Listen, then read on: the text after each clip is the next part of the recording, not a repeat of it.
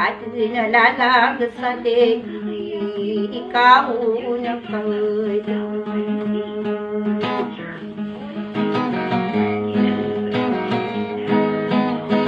yan na di ka man diway yung mataway kunal ropa ka milay na tao ka ikay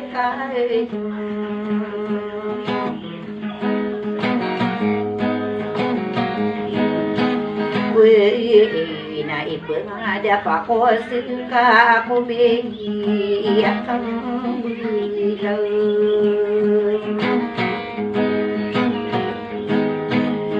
buhay la ako batalo pagilid na nasitam tupulpunit langawa ako may kinid sa kapapantagan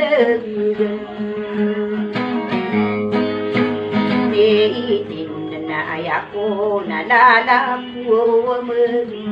kasaksaag